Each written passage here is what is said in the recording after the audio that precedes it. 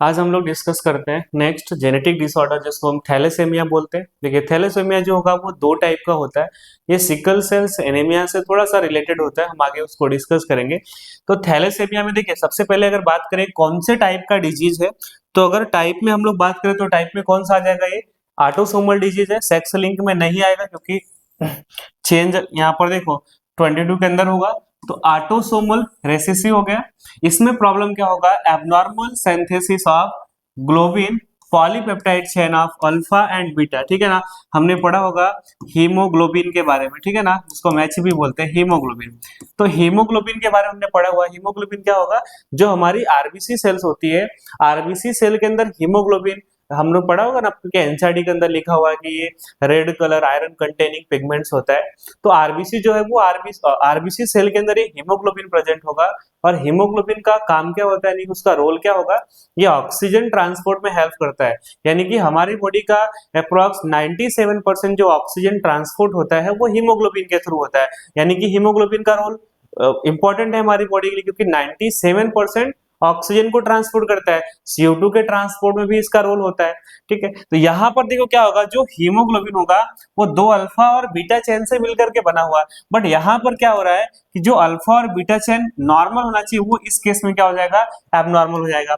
अब एबनॉर्मलिटी देखो दोनों जगह पे हो सकता है, अल्फा चेन के अंदर भी हो सकता है और बीटा चेन के अंदर भी हो सकता है। अगर एबनॉर्मलिटी अल्फा चेन में है तो क्या बोलेंगे, अल्फा थैलेसेमिया। बीटा चेन में है तो क्या बोलेंगे, बीटा थैलेसेमिया। एकदम सिंपल सा है। थैलेसेमिया का मतलब क्या है कि हीमोग्लोबिन के अल्फा बीटा चेन के स्ट्रक्चर में कुछ चेंज आएगा, उसको हम लोग क्या बोलते हैं, चेंज आने का मतलब उसको हम थैलेसेमिया बोल देंगे। अब बोलो सर यहाँ पे लिखा है ग्लोबिन पॉलीपेप्टाइड चेन, ये सब लिखा है। देखो कोई भी चेन होगी, अल्फा चेन हो बीटा चेन, कोई भी चेन हो, बना किससे होगा, पॉलीपेप्टाइड चेन होगी। तो पॉलीपेप्टाइड चेन में यानी कि अगर उसके स्ट्रक्चर में चेंज आ रहा है मतलब पॉलीपेप्टाइड चेन में चेंज आएगा। तो अगर अल्फा चेन में चेंज आए तो अल्फा थैलेसेमिया, बीटा में आएगा तो बीटा थैलेसेमिया।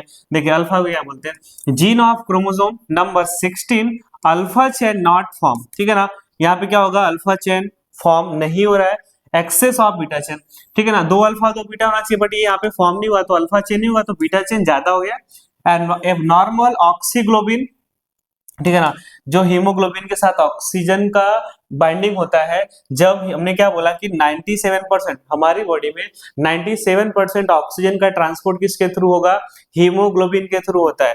अगर हीमोग्लोबिन में अल्फा चेन नहीं है तो क्या होगा, ये जो हीमोग्लोबिन के साथ में ऑक्सीजन बाइंड करता है उसको क्या बोलते हैं हम, ऑक्सी हीमोग्लोबिन। क्या बोलेंगे, अगर हम हीमोग्लोबिन के साथ में ऑक्सीजन की बाइंडिंग होगी उसको हम ऑक्सी हीमोग्लोबिन बोलते हैं। अब यहाँ पे क्या हो रहा है, अगर अल्फा चेन की डिफिशियंसी है, अल्फा चेन नहीं है, कम है, ठीक है, तो ऐसे केस में क्या होगा कि जो ऑक्सी हीमोग्लोबिन बन रहा था, यानी कि ऑक्सीजन का हीमोग्लोबिन के साथ में जो एसोसिएशन हो रहा था वो डिक्रीज कर जाएगा। वही पॉइंट्स यहाँ पे लिखा हुआ है कि ऑक्सी हीमोग्लोबिन यानी कि ऑक्सीजन का हीमोग्लोबिन के साथ में जो एसोसिएशन होगा। क्यों एसोसिएशन होगा, आप लोग सर 97% ट्रांसपोर्ट करता है, कहां से कहां ट्रांसपोर्ट करता है, हम जो ब्रीथिंग करते हैं तो हमारा जो ऑक्सीजन हमारे लंग्स तक जा रहा है, ऑक्सीजन लंग्स में जाने के बाद उसके पूरी बॉडी में सर्कुलेट करना होता है। तो सर्कुलेट करने के लिए क्या, उसको हम ब्लड में डालते हैं और ब्लड के थ्रू बॉडी के एक एक सेल के अंदर, हर एक ऑर्गन में, टिश्यू में, सब जगह पे ऑक्सीजन ट्रांसपोर्ट होगा। तो ये ट्रांसपोर्ट करने का काम किसका होगा, आप बोलोगे सर ब्लड का होता है। ब्लड के अंदर किसका होगा, आरबीसी सेल का होगा। आरबीसी सेल में ऐसा क्या है जो कि ऑक्सीजन को ट्रांसपोर्ट करता है, तो क्या बोलेंगे, आरबीसी सेल के अंदर हीमोग्लोबिन होता है जो ऑक्सीजन को ट्रांसपोर्ट करेगा। कितना ट्रांसपोर्ट करेगा, एक हीमोग्लोबिन कितना ट्रांसपोर्ट करेगा। वैसे तो अगर हम ओवरऑल बात करें पूरी बॉडी का 97% ऑक्सीजन हीमोग्लोबिन से ट्रांसपोर्ट होता है, ठीक है। लेकिन अगर हम एक मॉलिक्यूल्स की बात करें तो एक हीमोग्लोबिन मॉलिक्यूल्स ऑक्सीजन के 4 मॉलिक्यूल्स को अपने साथ बाइंड करता है, एसोसिएट करेगा और उसको ट्रांसपोर्ट करता है। और जब भी ये एसोसिएशन हुआ यानी कि हीमोग्लोबिन के साथ ऑक्सीजन की बाइंडिंग हुई, उसको हम लोग क्या बोलते हैं, ऑक्सी हीमोग्लोबिन। ठीक है, अब यहाँ पे देखो अल्फा चेन है नहीं, ये अल्फा चेन कम है, तो उसकी वजह से क्या होगा, ऑक्सी हीमोग्लोबिन कैसा हो जाएगा, एबनॉर्मल डिसोसिएटेड कर्व भी यहाँ पर बनेगा। ठीक है ना, जब बाइंडिंग करेगा तो एसोसिएशन बोलते हैं, डिसोसिएशन का मतलब जब ऑक्सीजन हीमोग्लोबिन से अलग हो जाएगा। ठीक है ना, इसको हम लोग क्या बोल देंगे, अल्फा थैलेसेमिया।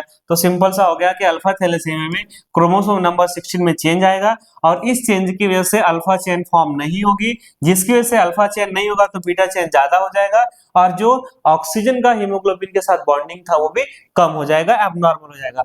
बीटा थैलेसेमिया में क्या आएगा, जीन ऑफ क्रोमोसोम नंबर 11, अब 11 नंबर पे चेंज आएगा जिसकी वजह से बीटा चेन फॉर्म नहीं होगी, तो यहाँ पर क्या हो जाएगा, beta chain were not form, alpha chain का क्या हो जाएगा, एक्सेस हो जाएगा। अब अल्फा चेन ज्यादा हो जाएगा तो प्रॉब्लम सेम आएगा वहां पर कि ऑक्सी हीमोग्लोबिन का जो होता है वो एबनॉर्मल हो जाएगा। ठीक है, आगे पढ़ते हैं हम। ये तो हो गया, हमने थैलेसेमिया की बात करी। कुछ और डिजीज है जिसको हम देख लेते हैं, जेनेटिक्स के अंदर ये भी आते हैं।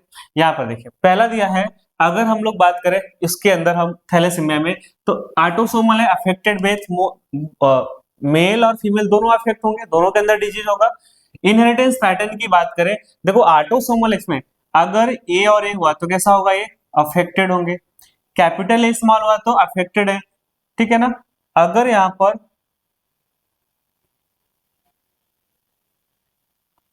स्मॉल ए आया तो यहाँ पर अफेक्टेड है।